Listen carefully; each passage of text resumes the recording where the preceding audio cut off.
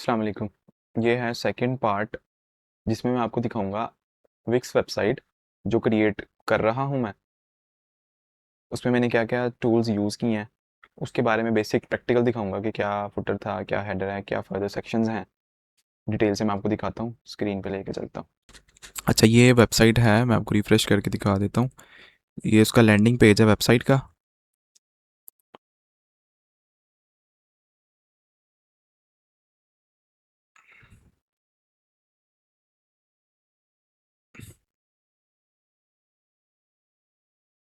Okay, ये landing page है। अभी तक लैंडिंग पेज क्लियर हुआ है। अब इसमें दिखाता हूँ लैंडिंग पेज में मैंने क्या क्या चीज़ें यूज़ की हैं और इसके फंक्शंस क्या क्या हो सकते हैं। जैसे कि मैं बता रहा था, ये हेडर होता है और इसी तरह एंड पे बॉटम पे ये फुटर होता है। ठीक है, अभी मैं आपको लाइव वेबसाइट में दोबारा लेके जा रहा हूँ हेडर फुटर की एग्जांपल देने के लिए। हेडर में ये लेफ्ट साइड पे लोगो है, ऑब्वियसली ये मेन्यू है और ये बटन लगाया हुआ है।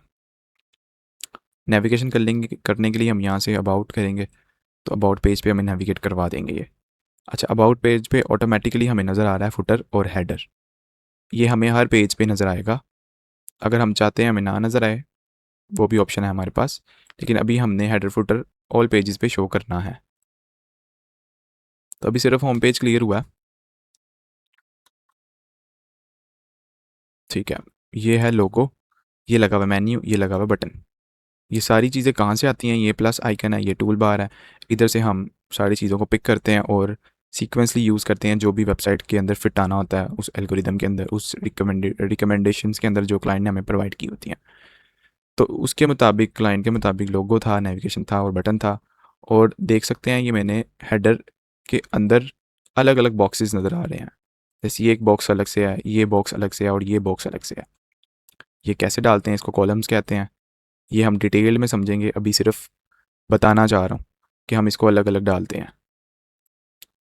रीज़न बताऊंगा डिटेल में कि क्यों अलग डालते हैं। हम इसको डायरेक्ट भी तो पेस्ट कर सकते हैं, उसकी रीज़न बताऊंगा। ओके, जैसे कि अभी हम हेडर पे क्लिक किया हुआ था, तो जैसे हम नीचे सिंगल क्लिक करते हैं तो हमें ये एरोज नज़र आते हैं, ग्रिड लाइन है जो। ये भी डिटेल टॉपिक है, इसको भी हम डिटेल से समझेंगे नेक्स्ट वीडियोस में। अभी हम सिर्फ डिस्कस कर रहे हैं ऊपर ऊपर से कि वेबसाइट का हेडर ये है और नीचे वाले फर्दर सेक्शंस पे फुटर। तो ये ये फ़ॉन्ट्स के ज़रिए किया हुआ है। इस पर मैंने क्लिक किया, सिंपल ये पूरा बॉक्स आ गया। बॉक्स का ऊपर लिखा हुआ ग्रुप। ये सारी चीज़ें अलग अलग ग्रुप में हुई हुई हैं और ये बटन भी ग्रुप्स में है। टेक्स्ट है, ये हेडिंग है, ये मिनी हेडिंग है, ये पैराग्राफ है, ये बटन्स हैं। और नीचे ये फिर एक बॉक्स है जिसके ऊपर रिपीटर लिखा हुआ है, उसके अंदर भी मल्टीपल बॉक्सेस हैं, ये बॉक्स और ये एक बॉक्स। इसको हम कहते हैं, जो हेडर के बिल्कुल नीचे होता है ना सेक्शन, इसको कहते हैं हीरो सेक्शन। उसके बाद आ जाता है, हीरो सेक्शन के बाद हम अबाउटस कह सकते हैं। और रिक्वायरमेंट के मुताबिक जो भी सेक्शंस के बारे में हमें रिक्वायर्ड किया होता है क्लाइंट ने, या सीक्वेंस के साथ जो सेक्शन अच्छा लग रहा होता है वो हम बनाते हैं। जैसे इस सीक्वेंस के बाद क्लाइंट की रिक्वायरमेंट के साथ हमें ये वाला सेक्शन रेडी करना था जिसको हम अबाउट कह सकते हैं।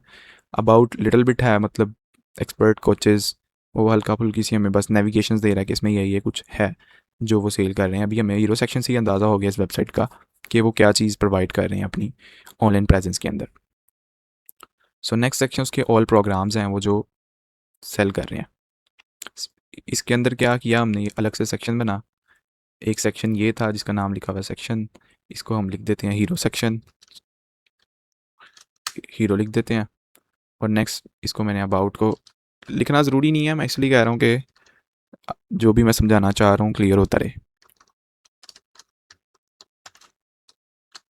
ये अबाउट सेक्शन हो गया, ये प्रोग्राम हो गया।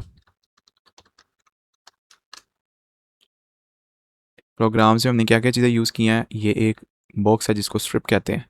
स्ट्रिप के अंदर दो कॉलम्स बनाए हैं, कॉलम 1, कॉलम 2। रीज़न मैं आपको डिटेल वीडियो में बताऊंगा कि क्यों हम ये कॉलम्स बना रहे हैं, डायरेक्टली हम क्यों नहीं पेस्ट कर रहे चीज़ों को। अब ये फिर जब इस पर क्लिक करते हैं हम तो एक पूरा बॉक्स आता है जिसका नाम रिपीटर लिखा हुआ है। रिपीटर के अंदर अलग अलग कंटेनर्स हैं, जैसे यहाँ पर स्ट्रिप थी, यहाँ कंटेनर्स हैं। रिपीटर के अंदर ये कुछ छोटी छोटी टर्म्स हैं जो डेवलपमेंट के अंदर काम आती हैं, जबकि हमने डेवलपमेंट नहीं करनी। हमने ड्रैग एंड ड्रॉप करना है, रेडीमेड चीज़ें हैं, उनको ठीक करके डिज़ाइन के अंदर लेके आके प्रीमियम फील करवा के हमने वेबसाइट क्रिएट करनी है। सो जब हम टूल से फेमिलियर हो जाएंगे ना तो ये चीज़ें हमारे लिए फिंगर टिप्स पे होंगी कि हमें पता है कि इस रिक्वायरमेंट के अंदर रिपीटर वर्क अच्छा करेगा, इस रिक्वायरमेंट में एकदम ब्रेन क्लिक कर जाएगा ना। हमें जब पता होगा रिपीटर के क्या मतलब हैं, रिपीटर्स कहाँ कहाँ यूज़ करना ज़रूरी है और कहाँ कहाँ हम स्ट्रिप यूज़ कर सकते हैं। जैसे ये एक स्ट्रिप है, रीज़न हमें समझ आ जाएगा जब हम डिटेल से इन चीज़ों के बारे में पढ़ेंगे। रिपीटर्स क्या हैं, स्ट्रिप्स क्या हैं, कॉलम्स क्या हैं, ग्रुप बनाना क्यों ज़रूरी है, अलग अलग कॉलम्स बनाना क्यों ज़रूरी है। ये मैंडेटरी चीज़ें हैं जिसका पता होना ज़रूरी होता है।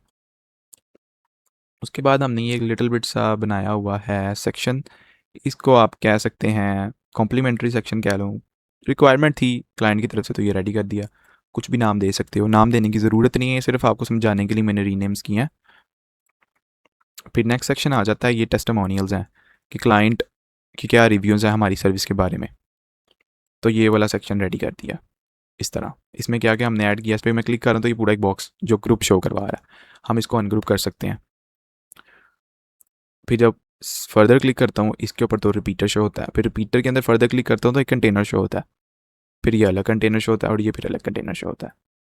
फिर नेक्स्ट सेक्शन आ जाता है CTA कह लो, कॉल टू एक्शन के लिए क्या बुक का टूर करें आप। ऑब्वियसली ऊपर से इतनी इन्फॉर्मेशन हमने क्लाइंट को प्रोवाइड कर दी है, जो वेबसाइट पे लैंड होता है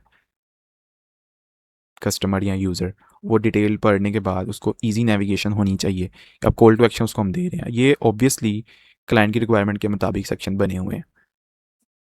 अब नेक्स्ट आ जाता है फुटर। फुटर में हमने क्या यूज़ किया हुआ है, अब ये ग्रिड लाइन के अंदर रहते हैं, हमने एक रिपीटर यूज़ किया और एक कंटेनर उसके अंदर यूज़ हुआ जिसके अंदर ये हमने कॉल टू एक्शन है। फ़ौरन से कोई अगर डायरेक्ट फुटर में जाता है तो वो डायरेक्ट क्लिक करके भी बुक और ट्रायल कर सकता है। अभी ये सारी वेबसाइट फंक्शनल नहीं है, ये सिर्फ अभी फ्रंट स्ट्रक्चर रेडी हुआ है। बाकी फंक्शनल का मतलब क्या होता है कि रिस्पॉन्सिव हो, लिंक्स प्रॉपर वर्क कर रहे हो, प्रॉपर तरीके से नेविगेट हो रहा हो, यही कुछ होता है। फिर नीचे फुटर में मैंने क्या किया हुआ है, नीचे एक स्ट्रिप डाली हुई है, ठीक है। स्ट्रिप के अंदर एक column, second, third and fourth column बनाए हुए हैं और बॉर्डर के अंदर मैंने ऑलमोस्ट कंटेंट को यूटिलाइज किया जितना हो सकता है। रीज़न बताऊंगा कि क्यों इसके अंदर रखना है, अगर थोड़ा बाहर होता है तो कितना हो सकता है। ये सारा डिटेल्ड वीडियो में हम डिस्कस करते रहेंगे, ऑब्वियसली हम साथ साथ कवर करते रहेंगे, प्रैक्टिस करते रहेंगे, चीज़ें हमें क्लियर होती जाएंगी साथ साथ। और जैसे ही हम फुटर पे आते हैं या हेडर में आते हैं, हमें ऑरेंज हेडलाइन नज़र आनी शुरू हो जाती हैं। जैसे यहाँ पर हम क्लिक करते हैं तो ब्लू नज़र आती हैं, जैसे ही हेडर फुटर में आते हैं ऑरेंज आती हैं। इसका मतलब ये होता है कि ये हेडर और फुटर हमें हर पेज पे शो करेंगे। जो ब्लू आइकन्स आ रहे हैं, ब्लू लाइंस आ रही हैं, इसका मतलब ये हमें हर पेज पे सेम एल्गोरिदम शो नहीं होगा। एल्गोरिदम का मीन कि ये वाला सेक्शन हमें हर पेज पे शो नहीं होगा। अगर हम चाहते हैं कि ये वाला सेक्शन हर पेज पे शो हो तो ये भी किया जा सकता है, तो ये फिर ऑरेंज में चला जाएगा। जैसे इसकी आउटलाइन ऑरेंज आ रही है, आहिस्ता आहिस्ता मैं इसको डीप लेके जाता रहूँगा। बहुत ईजी है, मुश्किल कुछ भी नहीं है, वेबसाइट बहुत ईजी होती है बनाना। अब हम कोडिंग तो कर नहीं रहे हैं, कोडिंग वाला हमारा काम नहीं है, कोडिंग ऑलरेडी विक्स के अंदर हुई होती है। हमने सिर्फ क्या करना है, ड्रैग एंड ड्रॉप्स। मैं आपको थोड़ा सा ओवरव्यू देता हूँ टूल्स के बारे में कि क्या मैं ड्रैग एंड ड्रॉप कर रहा हूँ। जैसे मैंने ये प्लस आइकन को क्लिक किया तो ये सारी चीज़ें रेडी आ गई हैं। हेडिंग लेनी है, क्लिक करके हम हेडिंग लेके आ सकते हैं, पैराग्राफ लेके आ सकते हैं, बिग टाइटल्स, यहाँ से हम बड़ी चीज़ें यूज़ कर सकते हैं। इसी तरह इमेजेस, बटन्स हैं रेडी पड़े हैं, थोड़ा सा एडिटिंग कर सकते हैं, कलर चेंज कर सकते हैं, फ़ॉन्ट चेंज कर सकते हैं। मतलब कि हमें सारी चीज़ें ऐसे कैनवा के अंदर रेडीमेड होती हैं ना, ऑलरेडी वैसी ही हैं, बस हमने उसको डेकोरेट करना होता है, फंक्शनल करना होता है। फंक्शनल भी सब रेडी होती हैं, लिंक्स करने होते हैं। जैसे बटन अभी इस वेबसाइट में देख सकते हैं जो मैंने पब्लिश कर दी हुई है, इस लिंक के थ्रू पब्लिश हुई है। तो ये बटन पे मैं क्लिक कर रहा हूँ, ये मुझे कहीं भी नेविगेट नहीं करवा रहा। ऑल्सो ये वाला भी नहीं करवा रहा, ये भी नहीं करवा रहा, लेकिन पॉपअप हो रहे हैं, होवर हो रहा है। होवर इफेक्ट किसको कहते हैं, सिर्फ माउस ट्रैक करते हैं तो ये होवर करता है।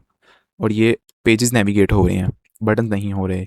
ये आहिस्ता आहिस्ता वेबसाइट फंक्शन आहिस्ता आहिस्ता मराद के मैंने अभी ही रेडी किया है, तो अभी क्लाइंट को भेजा हुआ लैंडिंग पेज, कंफर्मेशन आएगी तो देन फिर बाकी सारी वेबसाइट रेडी कर दूंगा। विद इन 2-3 आवर्स के अंदर रेडी हो जाएगी सारे पेजेस।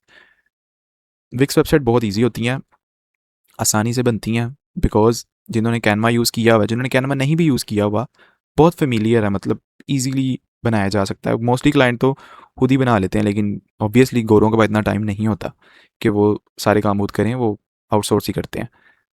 ऐसे ही जितने भी मज़ीद इसके अंदर फंक्शंस हैं हम डिटेल से पढ़ेंगे, सारी चीज़ों को देखेंगे, क्या क्या फंक्शंस हम यूज़ कर सकते हैं, इस तरह हम सारा कुछ देखेंगे। अभी सिर्फ ये ओवरव्यू था जो मैंने बना दी है। शायद ओवरव्यू की वीडियो भी ये लंबी हो चुकी है, लेकिन अच्छी बात है, ओवरव्यू देना मेरे लिए बहुत ज़रूरी था इस वक्त कि सारी चीज़ें एकदम ही मैं डाल दूँ। उससे बेहतर है कि आहिस्ता आहिस्ता आप उसको डाइजेस्ट करते रहें और प्रैक्टिस करते रहें। इन 2 वीडियोज़ के बाद अब आपने जो काम करना है वो ये करना है कि विक्स का अकाउंट जाके क्रिएट कर लेना। अब थर्ड वीडियो में बताऊँगा कि हम रेडी विक्स वेबसाइट जब स्टार्ट करते हैं तो टेम्पलेट यूज़ करते हैं कि स्क्रैच से बनाते हैं। ऑब्वियसली पता तो चल गया आपको स्क्रैच से बनी है ये वेबसाइट। स्क्रैच से वेबसाइट बनाने का स्टेप बाय स्टेप तरीका बता दूंगा। तो अभी आप अकाउंट बनाएं और प्रैक्टिस करें। अकाउंट बनाने के बाद खुद ही अपने तरफ से देखें चीज़ों को, किस तरह आप कर सकते हैं, क्या चीज़ है, इंटरेस्ट लें इसमें और चीज़ों को एक्सप्लोर करना शुरू करें। अगर नहीं भी करना मसला नहीं है, अगर मेरा काम है आपको सिखाना, आपको समझाना, आपको ट्रेन करना, तो मैं कर ही रहा हूँ और इंशाल्लाह जिस तरीके से मैं लेके जा रहा हूँ चीज़ों को ना, ये बहुत अच्छे से क्लियर हो जाएंगी। मुझे किसी ने इस तरह नहीं करवाया होगा, मैंने खुद ही सारा कुछ किया था, वीडियोस भी खुद ही देखी थी और काम भी खुद ही स्टार्ट किया था। और अल्हम्दुलिल्लाह अब जब भी कोई प्रोजेक्ट आता है, मेरा एजेंसी ओनर जो है, जब भी कोई प्रोजेक्ट डिफ़िकल्ट होता है, मुश्किल होता है, मेरे पास ही आता है। बाकी आसान आसान प्रोजेक्ट्स डिवाइड हो जाते हैं, जो बिल्कुल न्यूबीज़ होते हैं उनमें चले जाते हैं। मतलब कि कुछ तो है जो मैंने इन 2 सालों में कुछ कवर अप किया है। और ये अल्हम्दुलिल्लाह 2 सालों में नहीं हुआ, ये विद इन 2 मंथ्स के बाद ही मेरे ऊपर ये वाली सिचुएशन अप्लाई हो गई थी, बिकॉज मैं अच्छा खासा टाइम देने लग गया था इसको। और मुझे समझाने वाला कोई भी नहीं था, इवन के जो मेरे साथ जो जिसके मैं अंडर में काम कर रहा था, उनके पास भी टाइम नहीं होता था, उनके पास टाइम नहीं होता था। फिर मैं कहता था मैं इनको क्वेश्चन करूँगा, उनका टाइम वेस्ट होगा, तो मैं खुद ही देख लेता हूँ, इतना भी कोई मुश्किल चीज़ तो नहीं है। मैं खुद ही स्क्रॉल करता था, यूट्यूब पे सब कुछ अवेलेबल है। अब ऑल्सो मैं भी अपनी वीडियोज़ बनाने लग गया हूँ। मेरा मेन मकसद वीडियोज़ बनाना और अर्निंग करना तो नहीं है, खैर बन होगी तो अल्हम्दुलिल्लाह। नहीं तो मैं चाहता था कि प्लेटफॉर्म पे लिंक शेयर करने से कोई ईजिली वीडियो देख सकें, ना कि मैं उनको इतनी बड़ी बड़ी वीडियोज़ जीबी की वीडियोज़ ट्रांसफ़र करता रहूँ। उससे बेहतर है कि यूट्यूब पे ही अपलोड कर दी जाए, या ना पब्लिश करूँ, लिस्ट कर दूँ सिर्फ। खैर, इस तरह आपको चीज़ें बड़ी अच्छी सी हो जाएंगी। मैंने कितनी देर में सीखा था, मैं अपना आपको बता देता हूँ। मुझे मैक्सिमम 3-4 डेज़ लगे थे, लाइव हो गया था 4 डेज़ के बाद में। मैं इतना करीज के साथ चीज़ें कर रहा था कि मुझे कुछ ना कुछ अर्न करना है, मुझे रियल प्रोजेक्ट करना है, मुझे रियल प्रोजेक्ट करना है, मुझे मनी मिलेगी। मैंने इस तरह चीज़ों को लेके स्टार्ट किया था। अल्हम्दुलिल्लाह 4 डेज़ के बाद मैं एक एक्टिव प्रोजेक्ट पे काम कर रहा था, डेमो प्रोजेक्ट से हट गया था मैं। और मैं नहीं आप सबको कहूँगा कि मेरी तरह सुपर सैचुरेटेड होकर काम करो, सुकून से करो, चीज़ें सीखो, अच्छे से करो। जब आपको पता चल रही है, आप रेगुलरिटी के साथ थोड़ा काम करते रहो और ये बहुत अच्छी हो जाएंगी। विक्स के अलावा भी और बहुत से प्लेटफॉर्म है। विक्स इसलिए है क्योंकि मेरे पास विक्स के क्लाइंट आते हैं, मुझे विक्स के प्रोजेक्ट मिलते हैं, मैं करता हूँ, ज़्यादा हो जाते हैं, तो मैं चाहता हूँ कि आप सब भी सीखें, आप सब भी करें। लेकिन ऑब्वियसली मैं जो रिकमेंड कर रहा हूँ ना, 1 मंथ एट लीस्ट। कुछ लोग 3 महीने में सीखेंगे, कुछ लोग 2 महीने में सीखेंगे, कुछ लोग शायद 1 महीने के अंदर ही ग्रिप कर जाएं, कुछ लोग 15 दिनों में ग्रिप कर जाएं। मैंने 5 ही दिनों में इसलिए की थी कि मुझे वेबसाइट के बारे में बेसिक थोड़ी सी क्लियर थी, वो मैंने 15-20 दिन पहले ही सर्चेज और एक्टिविटीज़ कर रहा था। तो विक्स जब मेरे सामने है, मैंने कहा अच्छा ये तो ईजी लग रहा है। तो इसी सिचुएशन में फिर क्लियर होता गया और मुझे अप्रिशिएट भी करते रहे और अल्हम्दुलिल्लाह काम हो गया। और अल्हम्दुलिल्लाह कर रहा हूँ काम अच्छा है, सिखा भी रहा हूँ, कर भी रहा हूँ अल्हम्दुलिल्लाह। तो आप भी सीखें। अब इतने मैं मोटिवेशन क्या देना शुरू कर दिया, नॉर्मल है, ये देना भी ज़रूरी है। जब खरीज करना है, सबको समझाना है, तो फिर सारा कुछ बीच में ही है। मैंने बहुत सी वेबसाइट बनाई है, ये बहुत सारी वेबसाइट बनाई हुई हैं, इसमें मेरी भी हैं, मेरी टीम की भी हैं। सो ठीक है, फिर मिलते हैं नेक्स्ट वीडियो में। अल्लाह हाफ़िज़।